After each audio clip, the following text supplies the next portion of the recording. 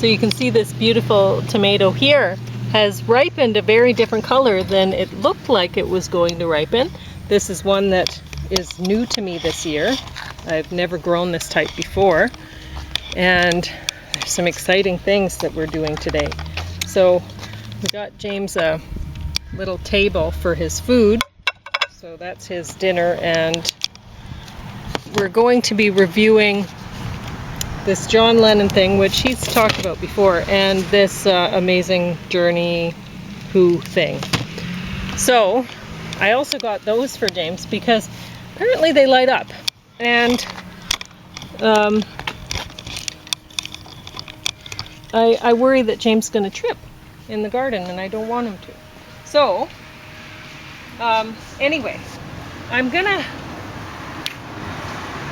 put this here, and I'm going to harvest my that red tomato over there, and I'm going to show you some of the other ones that I harvested in the garden today. So I harvested these ones here from my PML Bell row. So although I wrote this poem, this always happens because I don't know how the tomatoes are going to produce, especially when I haven't grown them before. So my favorites change along the season. So James is going to start talking about the who and stuff, and I'm going to get this tomato and give it a little bit of a bath. So a couple of albums, DVDs to review. John Lennon, Love Is All You Need. Oh, it's actually a very pretty color. Nice and pinky red. I've seen this one before. I think Pauline had. And then this is The Who. The Amazing Journey. Elk Point Municipal Library. Well, there's an Elk River in BC. I wonder if this was brought in from BC. It's kind of strange. So I'll start with what I consider the lesser of the two. This John Lennon one, which I've seen before. I wasn't impressed usually by it. Right. So it has a lot of Yoko Ono, too much, and just very little of Yoko Ono is too much for me, and that should apply to anyone with any sort of taste and sense and knowledge of art and the Beatles and music and so on and so forth. But in-depth contributions from Cynthia Lennon. A whole lot more interesting the person than Yoko Ono. Seemingly a whole lot nicer. I think they were trying to get a reaction from Cynthia Lennon, John Lennon's first wife, about Yoko Ono. And finally she says, well, Yoko's not my cup of tea. And that's, I'm sure, a considerable understatement and a very diplomatic answer. There's a lot of stuff with the Julian Lennon with his mother, Cynthia Lennon. 0.8 ounces. You can go ahead, James. Sorry. Okay. I just wanted to know what that was. Because sometimes, like the tomato types, they'll give by size in the packages, and sometimes they'll give by weight. And then one has to, if they've grown a mix of tomatoes like me, and perhaps forgotten where they put the map, the key for which tomato types go where, or in the case of this bale row, I had no idea what was going in there because I put the smallest ones, and what had happened is my tomatoes, I started some really old seed from 2012 that was given to me, and I was very thankful for it. But I started it and it wasn't coming up, and it wasn't, because old seed takes longer to germinate. Then there's staggered germination rate. Sometimes too. it So literally takes forever. In other words, it doesn't sometimes come it up at all. doesn't come up. And so I'd given up on them, and I took some rubbing alcohol and I wiped off the labels on my little yogurt containers that they were growing in, and then put something else in them. And then what happened? Well, the tomatoes came up, and so I didn't know what was what, and so now I have to try to figure out which type was what. And some of them I can look at them and I can go, oh, well, that's obviously silvery fir tree, or that's, but other ones. Some of them seem pretty exotic, i.e. Yeah. rares. Well, I haven't seen them. So anyway, I wrote this poem. I'll talk about it for this little tomato here, which is wonderful, and we're going to eat it shortly. And it's called My Favorite Tomato this year, and I wrote it July 31st, 2025. And now I'm not so sure if it's my favorite tomato this year, because just today I harvested these 5 off of one plant. And so it's like, well, this guy maybe not keeping up so much. And so I want to keep track with the weight, how much each plant is producing. And so I can get I get a pretty good idea anyway. So I can get a good idea of which ones are really worth growing. And, we'll rate them by flavor and stuff too, see if we like. But honestly, there's only been one kind, I think, that we've grown that we didn't like the taste of. And it was attractive, so we kept growing it anyway. So, anyway. There's one other consideration, sometimes texture, sometimes they're a little bit, some tomatoes have been kind of almost like engineered that's always interbred to be easily transportable. Or harvested by machinery. So they tend to be a little tougher than one would like. So it really depends, but the ones that I grow aren't usually like that, right? So anyway, when I wrote this poem, it was a different color, and then I came over and looked at it yesterday late afternoon, and it changed to this color, and I'm like, well, look at you, so it's different than I thought it would be all of a sudden. And so the color is a little bit different because it's not only too dusky burgundy, it's too pinky red. So this year I like this one plant best. It's crazy, with more fruit than leaf. Although it's shorter than the rest, its look and yield defy belief, like mounds of ping pong balls, from green to shades of dusky burgundy, like no tomato plant I've seen. It's growing ornamentally. It grows amongst diversity with plants well over 6 feet tall, but they grow ordinarily, and they have little fruit at all. Those giants might just grow on me, but I don't think they can compete with this one I love perfectly, with fruit that looks too good to eat. And it really does look beautiful in the row. Looks like a gem, yeah. And because they're different colors, right? While they're ripening, they're very different colors than you'd expect them to be. And they look good. They look awesome, yeah. And so, yeah, it's beautiful. There's very little leaf on the plant. It's just fruit, and they're a variety of colors, so it's like they're gems, big gems. And I look forward to the whole row being this next year, if this keeps on going like it's going. In other words, that's what you're going to have all the way across. Oh yeah, I think, I might mix them in with some tiny Tims or something too. But the taller ones will be in the back. Yeah. It's just, this year, this row is basically whatever I didn't know what it was. It's it's a bunch of things that came up. Yeah. And there's some interesting things that came up that I didn't think had germinated at all. And I'm really excited about it because we have never tried this before, and I can't remember what it's called. I'll have to look through the packages again. But anyway, so I'm going to... It's not just the tomato plants. I look at that bean plant, and it's getting really friendly with the elm tree that it's climbing up. Very impressive. So this one I'm going to put on the corner of this and then move it somewhere else, the seeds. So what I do is I save... What I'm going to do this year is save the seeds from these that are growing in my peat bale row just as Pauline's 2025 peat bale row. And then I know, yeah, these ones work there. and I'll know what I can look up, what was there and whatever, and grow them somewhere else or in the Peat Bell row again. Why not? They work there. I like them there. They can go back there, the children. And this one for sure I want in James's Peat Bell row, and so his thing is going to be labeled a lot differently because I have to figure out what everything is, and I don't necessarily want everyone in the Peat Bell row, but this one I sure do. Yeah, so, some of them are getting a little high, and they've still got a month or so of further growth.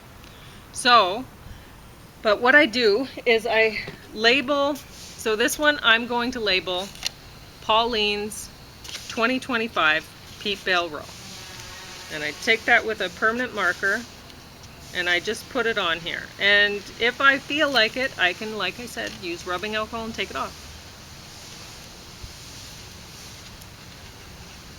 And then I save all of my seeds. Some people only save the first fruit, which these are. But I save them all. So they're figuring that they're going to have a shorter growing season than some of the other ones. Is that why they saved the first one? Well, first months? I guess because then they know that the first one did well. And so yeah, I honestly, we've talked about it before, and I don't know for certain, but like I've said before, I think it's a primogenitor thing. So I think people they think, oh well, the firstborn son, he's the strongest one, and that's he's definitely gonna rule the roost. land or something, whatever. Yeah, it definitely doesn't work with human beings. I don't think it works with anything, James. It's possible. With any creature. Or tomatoes. Because you know what? I couldn't tell you. If I grew my best tomatoes, my firstborn tomato seed on the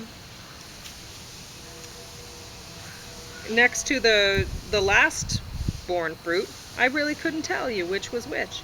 They both work. So, let's see how that is.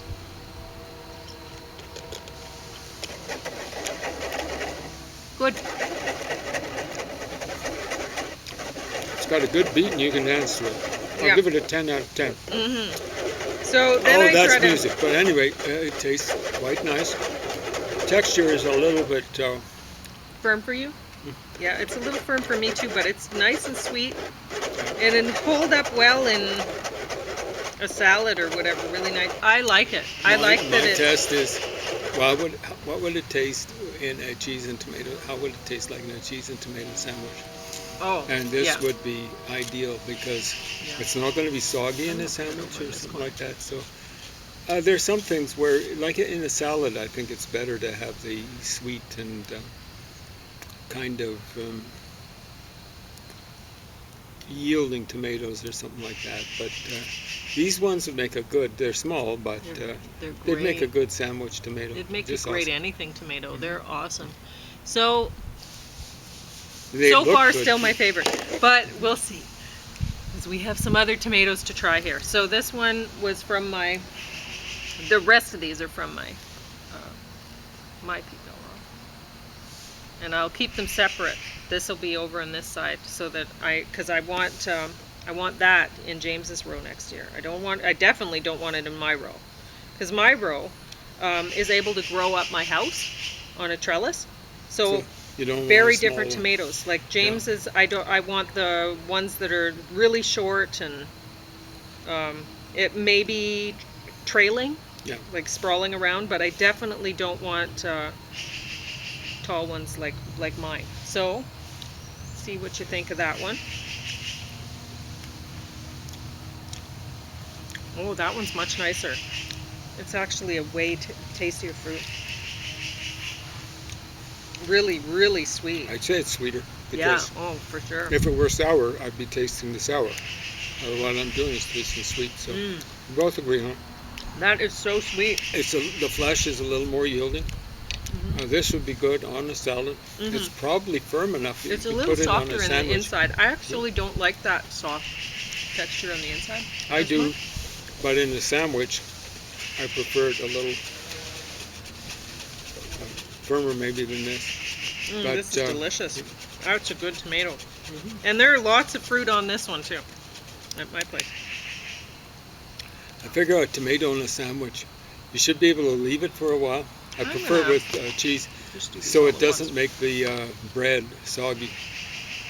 And the big beefsteak tomatoes, they look great in a sandwich because all you got to do is put one slice on, Yeah. and you're set. But they tend to make the bread soggy.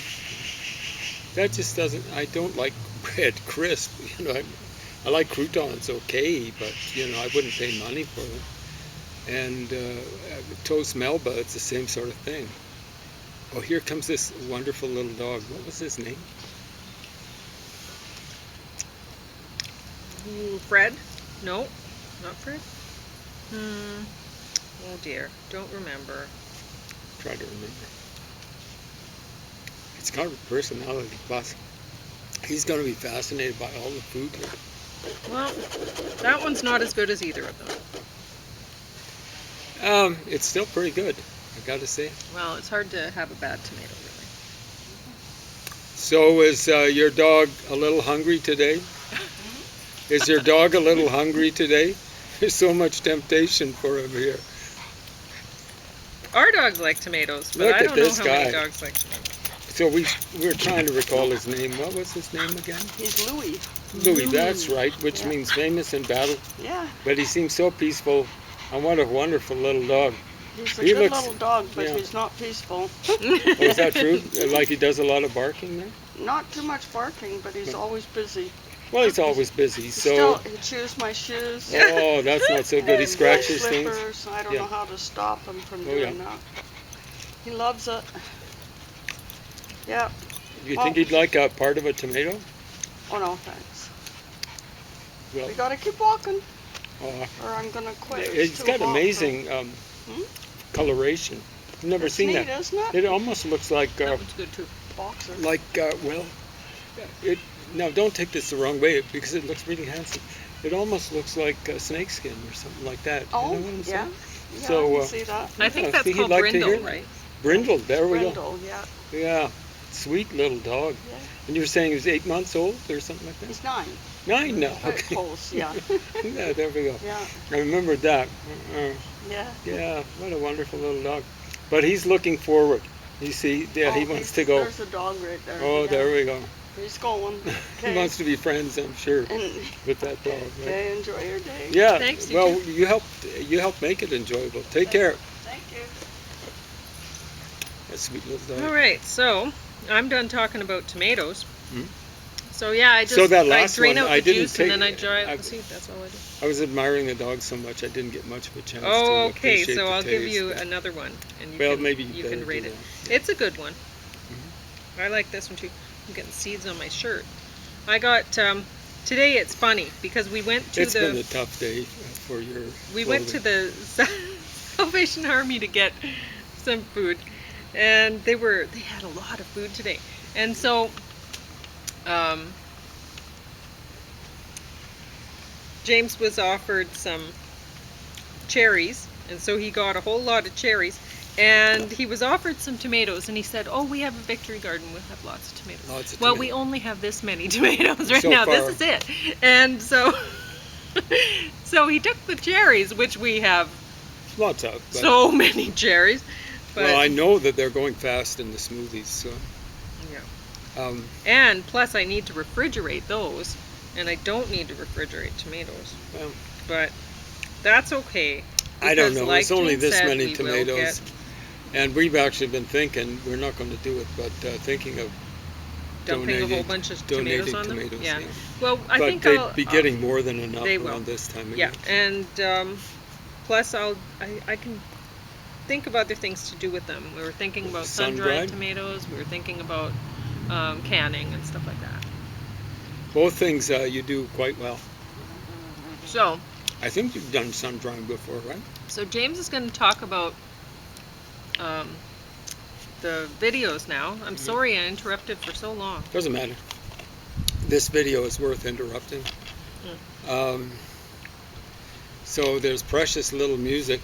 I think there's more of a kind of in the background a selection from the Grateful Dead backing some idiot called is that Timothy who that Leary. was in the background? I didn't know. Yeah, what I music kind they of were said it, playing. but Oh, you Pauline did. was concentrating See, on what's I don't happening know on the about screen. this sort of music. It's not my thing. Yeah, well, she's trying to pay attention to what the guy was saying. But I Well, said, I that was. looks like the Grateful Dead. I could see Phil Lesh, or Flesh. I wonder if that's his real name, Phil Flesh.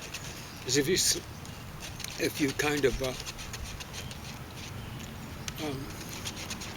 smunch the words together, you get Flesh, Phil Lesh, Flesh. Weird. Anyway, I they wonder if had a that's distinctive on purpose. hairstyle. And then they had another shot of the band. I could see Bob Weir, who looked like he didn't even know what shaving was, much less was practicing it back in the day, and stuff like that. They didn't show Jerry Garcia. Perhaps that's good, because he's the kind of guy who would, his face would dominate a screen, and that's without his rather corpulent body. In his younger days, he was a little bit overly fleshly, shall we say. Anyway, so if you're looking for music or listening for music, don't turn to this video No, or because there's. DVD. Yeah, if you're a big fan of John Lennon, you're like, oh yay, I'm gonna get to hear a bunch of John Lennon tunes. No, you're not. They had a few things of them. Well, they were presumably singing, but the real stars of the early shows were the girl fans screaming. And one cogent comment by, I think it was Cynthia Lennon.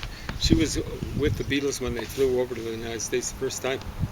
She said when they landed at the airport and were getting off the plane, she heard this screaming sound and thought it was a jet next to them screaming in for a landing or something like that. But all it was the girls who were greeting the Beatles in almost inimitable fashion.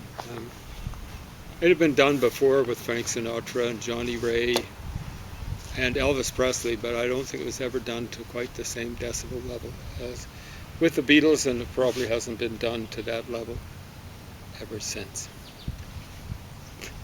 But they've got a lot of interviews with John Lennon, and they boast about that on the back cover of this DVD. I don't mind hearing John Lennon flap his gums so long as he's flapping them singing one of his own songs, even one of his solo works.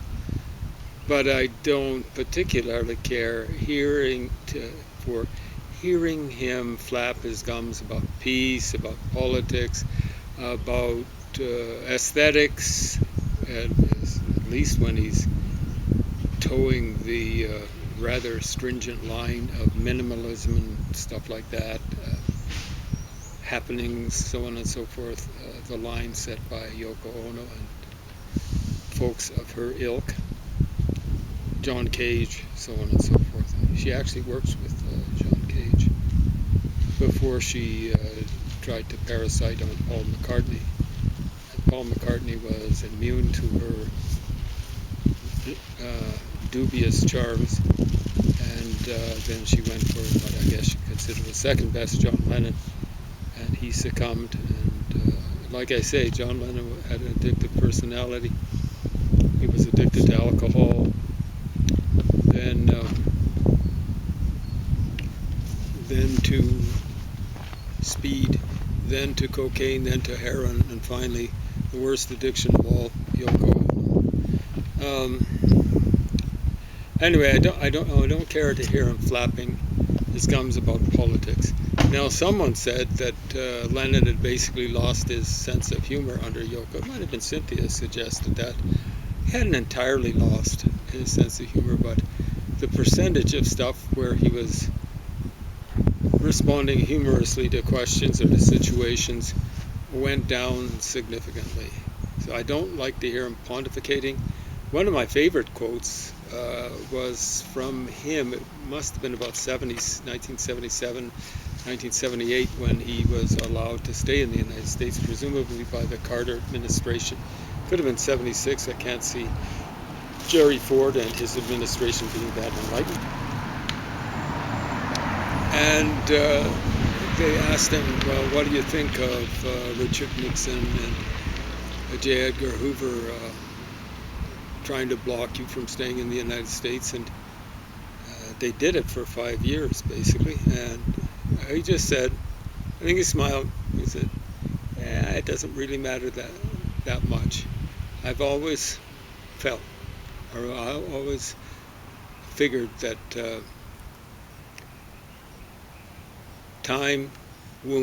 eventually time wounds, all heals. And I suspect that's original with him. He was capable of turning phrases about and stuff like that. Time wounds, all heals. So that's the kind of stuff I want from John Lennon. I don't want to hear him talking politics. So they've got him in 1969, I can tell from the hairstyle. It's basically the same hairstyle he had on the cover of Abbey Road. Big, long, someone called it leonine, so it looks almost like a lion's mane. And leonine kind of sounds like Lennon, so Lennon I don't think means leonine, but there you go.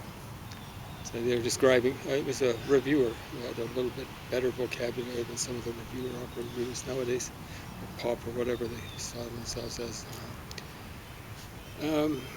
He's saying, folks, it's been tough, 60s were tough, but this is the beginning of the new age. It's going to be peace and love and flowers from now on in. Well, 67 was kind of high water mark. 68 was a bummer year. It was relatively bad economic times. And then 69, the theme song for that, as someone pointed out, well, there's an amazing car going by. Yeah. Was so now I've stained it yellow too. Okay. So it looks like not only I'll show you the camera what happened. So so you're going to look at some cherries now. Yeah. This is what happened with my skirt. It's got cherry juice dripped all down it, and it looks like I started exactly menstruating again. Happened. Yeah. And so then I just turned the skirt sideways so that it didn't look like I'd done that. And then now I have yellow. So now, and it's right around the same level, so it looks like I peed myself. Yeah. It's incredible. Pretty impressive. What a and day. The cherry stuff, it won't come out. Will never recover the tomato I stuff. got the yellow on my shirt too somehow. It's really, okay. But that'll probably come out. I hope so. think. It's a nice shirt. It is a nice shirt. It's very much Pauline kind of friendly because it's got a flower motif on it, right? Yeah. So it kind of is truth in advertising when it comes to Pauline. Some people wear T-shirts. It has irises all over it. Well, there you go. Irises are wonderful. Yes, They're not my favorite iris, but those are kind of like the... bearded iris. Oh, those are wonderful. Yeah, they are. I thought they were white, but they're actually the classic color for iris. Yeah. So how much time? 2 minutes? 3 minutes. Or, sorry, 30 seconds. So I'm going to just start it over at the end. Okay. What would you say? Is the Lennon one better than the Who one? No. You don't think so? There's no music in it. There's no music, yeah. To speak of. Well, there's some music in the background, but it's not there. Anyway. Yeah. Yeah, so don't bother if you care about the Beatles. Yeah. Now, Pauline's going to make a point when it comes to